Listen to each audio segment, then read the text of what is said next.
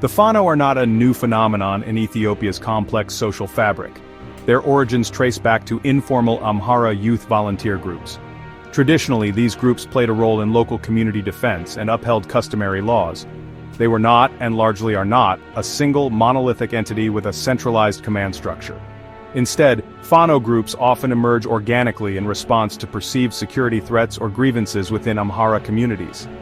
Their initial armament typically consisted of basic weaponry, reflecting their grassroots nature. The name Fano itself evokes historical narratives of resistance and self-reliance important within Amhara identity, lending a potent symbolism to their contemporary activities. Over time, the nature and role of Fano fighters have evolved significantly. They gained prominence during various regional conflicts, including their notable participation in the devastating war in Tigray. During that conflict, Fano militias fought alongside the Ethiopian National Defense Forces, ENDF, and allied Eritrean troops against the Tigray People's Liberation Front, TPLF. This period provided them with significant combat experience and access to more sophisticated weaponry. Their transformation accelerated from loosely organized local militias into a more formidable and politically conscious regional force. This experience also forged new, albeit sometimes temporary, alliances and enmities that would shape future conflicts. The most dramatic shift has been their recent turn against their former allies, the ENDF. The reasons for this fracturing are multifaceted. Key among them are deep disagreements over regional autonomy, the security architecture of the Amhara region, and the terms of the November 2022 peace agreement that ended the Tigray War. The federal government's subsequent decision to disarm regional forces, including Amhara Special Forces and Fano militias, was perceived by many Amharas as a direct threat. This move, intended to centralize state control over security, instead ignited open confrontations and fueled a potent wave of Amhara nationalism, with Fano at its vanguard. Today the Fano fighters are viewed through starkly different lenses. To many within the Amhara ethnic group, they are seen as courageous protectors of their land, rights and identity against perceived existential threats. To the Ethiopian federal government and its supporters, they are often labeled as insurgents, illegal armed groups, or destabilizing elements challenging national unity and state authority.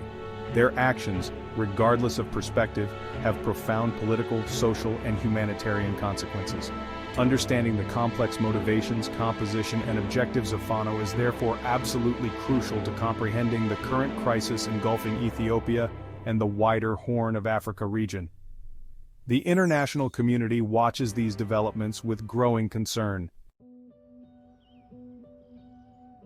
The alliance between Fano militias and the Eritrean Defense Forces, EDF, marks a significant and alarming development in Ethiopia's ongoing internal conflicts. These two groups, with vastly different origins and structures, found a common enemy in the Ethiopian federal government and its national army, the ENDF. For Eritrea, its long-standing animosity towards the current Ethiopian leadership, particularly after being sidelined in the 2022 Pretoria peace accord that ended the Tigray War, provided a strong impetus. For Fano, facing the might of the federal military, securing a powerful state ally like Eritrea offered a crucial strategic advantage, even if this partnership would have seemed entirely improbable just a few years prior given historical contexts. This collaboration is built upon a complementary set of military capabilities, creating a potent synergy on the battlefield. Fano fighters bring their invaluable, intimate knowledge of the local terrain within the expansive and often rugged Amhara region. They are also adept at employing guerrilla warfare tactics, leveraging popular support and their decentralized nature to harass and outmaneuver conventional forces. The EDF, on the other hand, contributes its strengths as a disciplined, conventional military force. This includes providing heavy artillery, logistical support, training, and potentially critical air support, capabilities that Fano largely lacks. This combination presents a formidable and multifaceted challenge to the NDF. The Fano-EDF alliance has demonstrably shifted the power dynamics in northern Ethiopia. It has significantly weakened the ENDF's control and operational capacity in several key areas of the Amhara region, and possibly beyond. This partnership has enabled Fano to launch more ambitious and coordinated offensives, moving beyond localized skirmishes to larger-scale engagements. The Ethiopian federal government now faces a more entrenched and capable insurgency, further stretching its already strained military and financial resources. This altered strategic calculus complicates any path towards a swift resolution of the conflict, forcing Addis Ababa to confront a more resilient opposition. The tangible impact of this alliance is evident in reports from the ground suggesting joint or at least coordinated operations against NDF positions and supply lines. The increased effectiveness and territorial reach of Fano offensive since this partnership solidified underscore its military significance. This alliance also highlights the extreme fluidity of political alignments in the Horn of Africa, where yesterday's enemies can become today's tactical partners. However, it simultaneously raises profound concerns about Eritrean influence extending deep within Ethiopian territory, potentially undermining Ethiopia's sovereignty and further destabilizing an already fragile regional security environment. This partnership carries deep and potentially long-lasting implications. The escalation of conflict involving Fano fighters post-July 2023 did not occur in a vacuum. It was largely ignited by the Ethiopian federal government's contentious decision to dismantle regional special forces across the country, including those in the Amhara region. Fano militias, and many Amhara nationalists, viewed this policy as a deliberate attempt to weaken the Amhara region's security autonomy, leaving it vulnerable. Compounding this was a deep-seated dissatisfaction within the Amhara populace regarding the November 2022 Pretoria peace agreement, which ended the Tigray War. Many Amharas felt the deal neglected their interests, particularly concerning disputed territories and accountability for wartime atrocities, creating a fertile ground for renewed conflict. In August 2023, this simmering discontent erupted into a major offensive. Fano fighters launched a series of surprisingly coordinated and widespread attacks across numerous zones of the Amhara region. They succeeded in capturing several strategic towns, administrative centers, and even military bases from the NDF. The speed and initial success of these operations demonstrated a level of organization, popular support, and military capability that appeared to catch the federal government off guard. These actions signaled a new, more confrontational phase of the Amhara conflict, moving beyond sporadic resistance to a sustained challenge against federal authority. By October 2023, the strategic situation had further evolved, with reports indicating that Fano militias, allegedly with crucial support from their Eritrean Defense Force allies, had gained control over key supply routes. These logistical corridors are vital for the movement of troops, equipment, and provisions. Their capture or disruption dealt a significant blow to the ENDF's operational capabilities within the Amhara region. Reinforcements were hindered, and existing federal garrisons found themselves increasingly isolated. This control over supply lines became a critical factor in Fano's ability to sustain its insurgency and challenge the NDF's presence. The broader implications of these territorial gains by Fano are substantial. In several areas, Fano established de facto control, directly challenging the authority of the Ethiopian state, and in some instances, attempting to set up parallel administrative structures. This transformed the conflict from one of sporadic clashes into a sustained territorial struggle, with significant portions of the Amhara region becoming highly contested zones. The NDF found itself embroiled in a difficult counterinsurgency campaign, struggling to regain lost ground and reassert federal control. The conflict had clearly entered a more entrenched and dangerous phase for the Ethiopian government.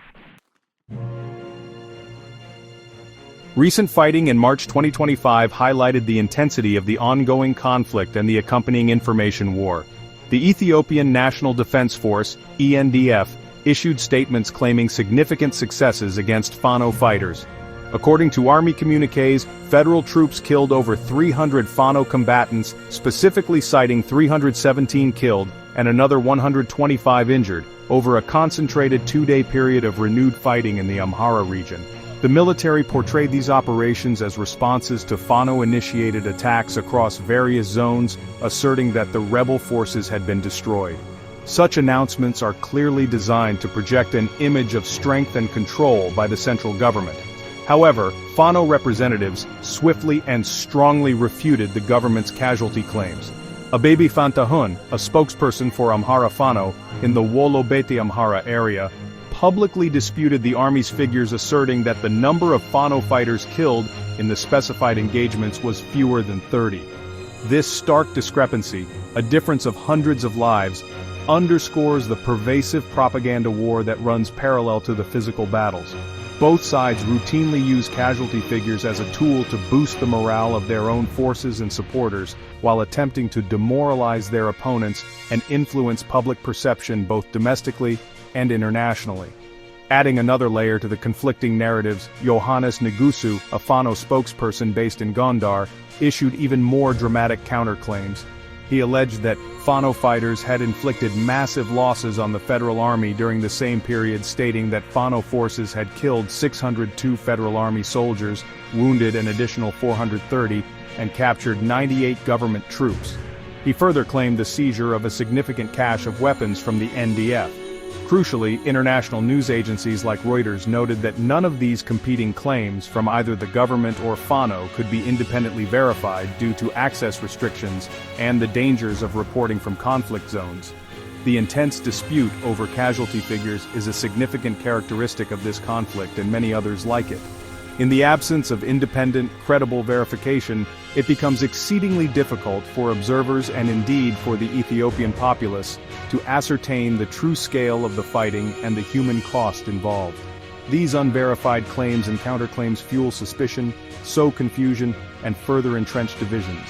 Each side attempts to meticulously control the narrative, making objective assessment of battlefield realities a near impossible task. This information fog ultimately undermines efforts towards accountability and reconciliation, prolonging the suffering of those caught in the middle. Section 5. Tinderbox Horn, Escalating Regional Tensions and Fears of Wider War.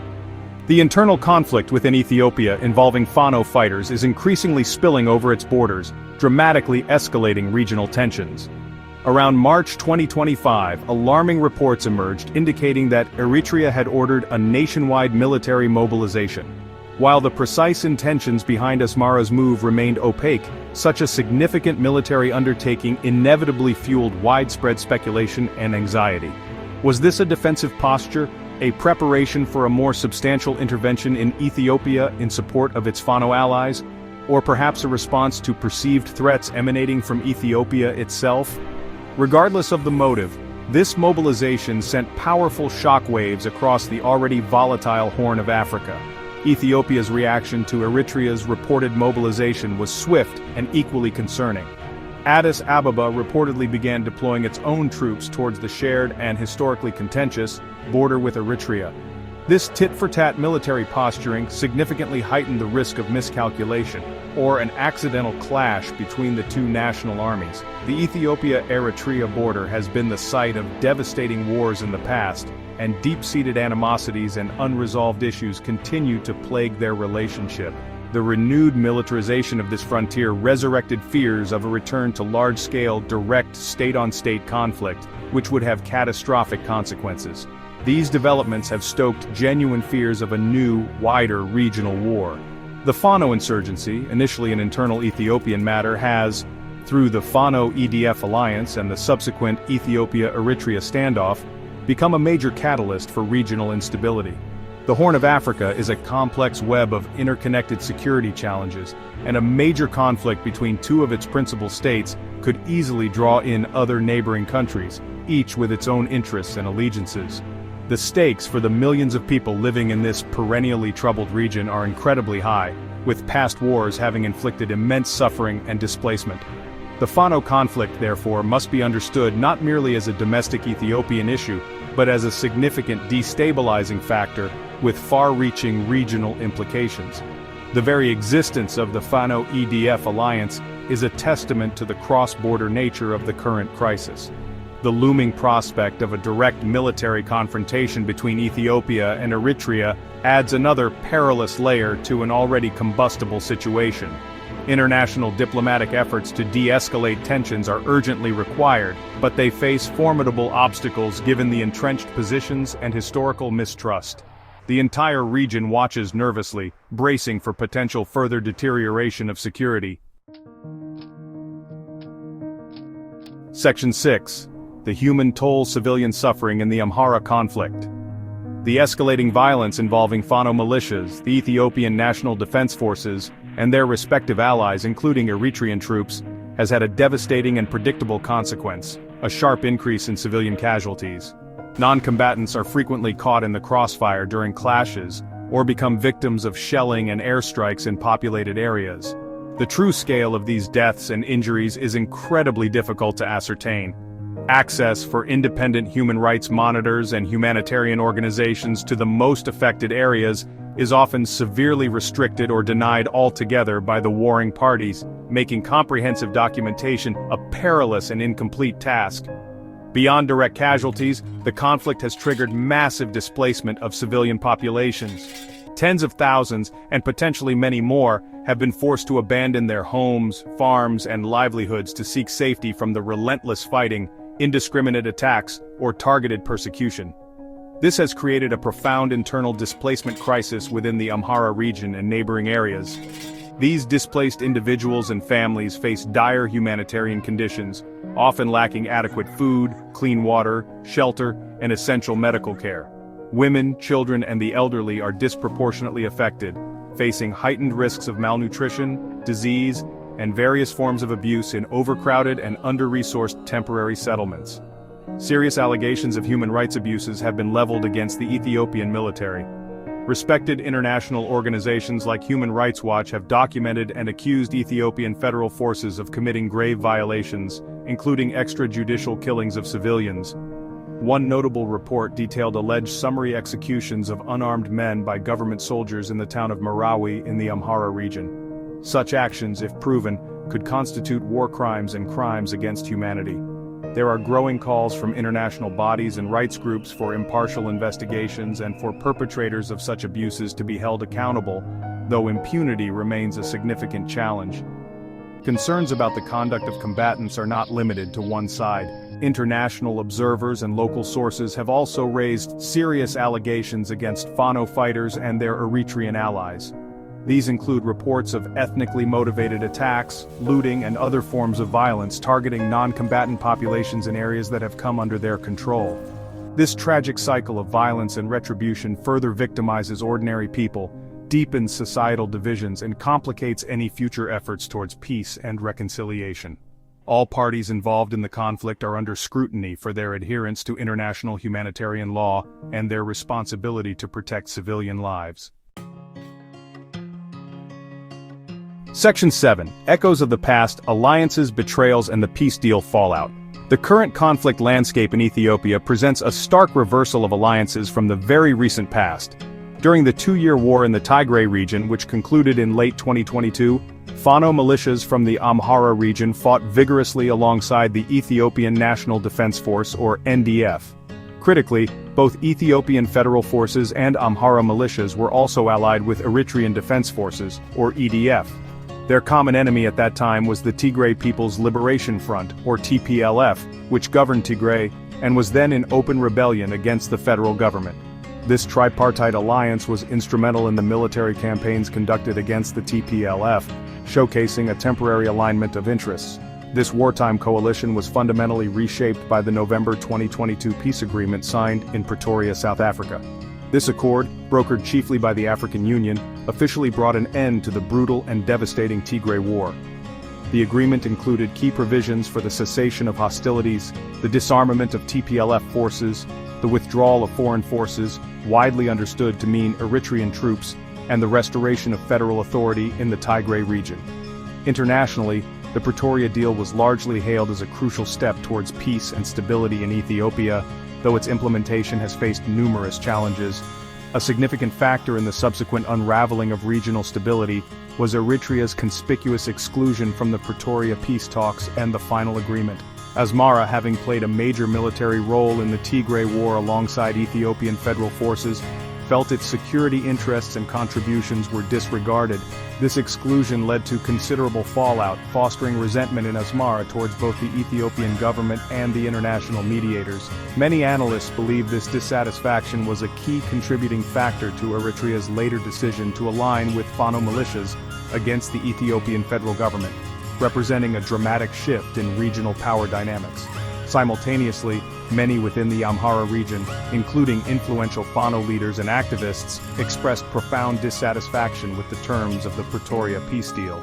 They perceived the agreement as a betrayal of Amhara interests, particularly concerning the status of contested territories, such as Western Tigray, known as Welkite Segede, and parts of Southern Tigray, known as Raya, which Amhara forces had taken control of during the war. This deep sense of grievance, coupled with fears of disarmament, fueled Fano's growing opposition to Prime Minister Abiy Ahmed's federal government.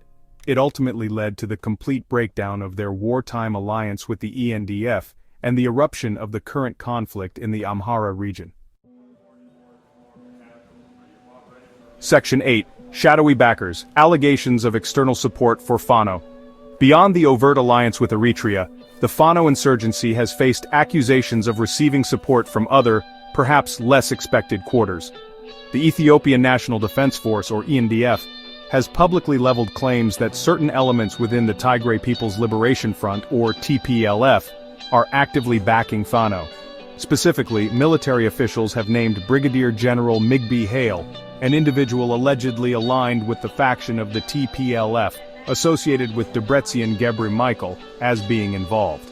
The accusation is that this TPLF faction is providing material or logistical support for Fano's attacks against federal forces, adding a complex and ironic twist to the conflict dynamics.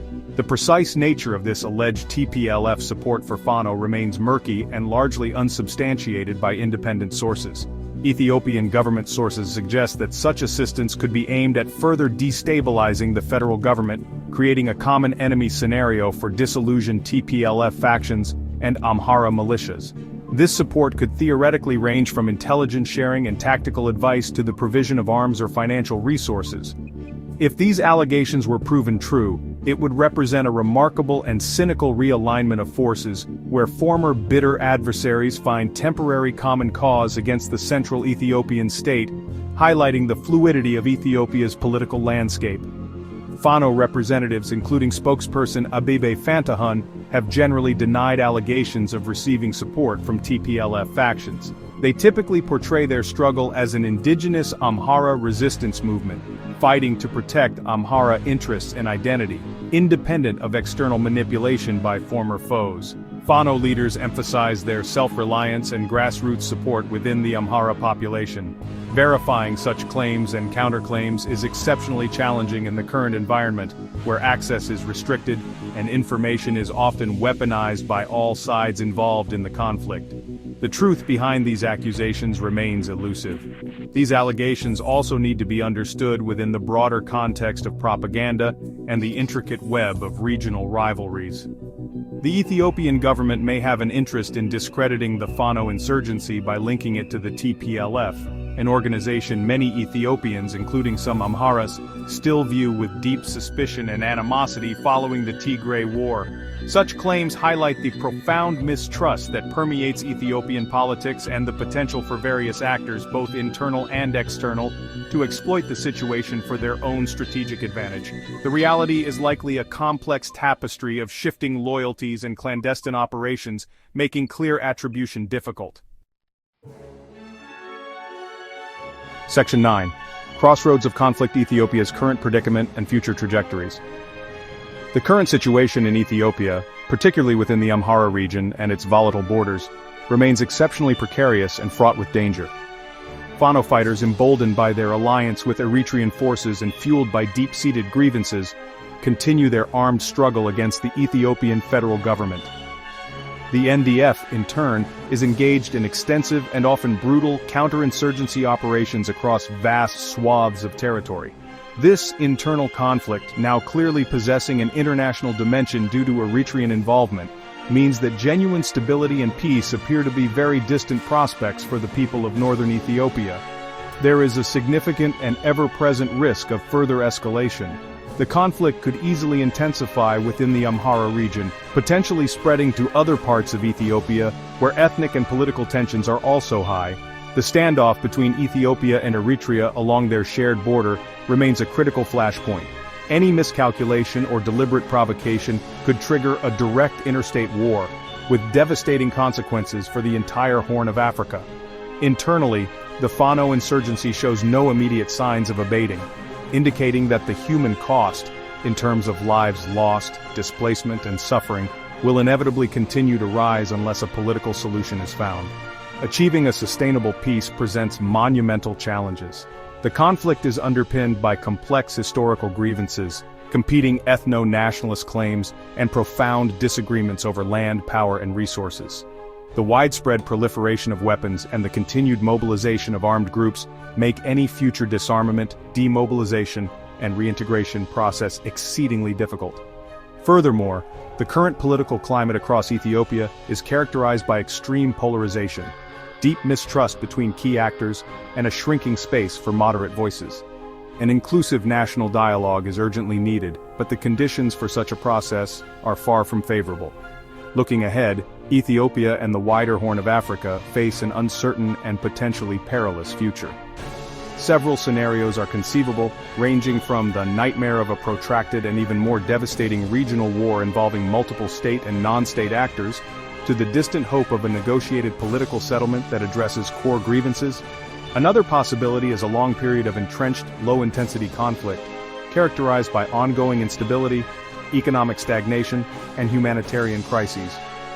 The choices made by political and military leaders in Addis Ababa, Asmara, Mekelle, and within the Fano movement in the coming months will be critical in shaping the trajectory for millions of people whose lives hang in the balance.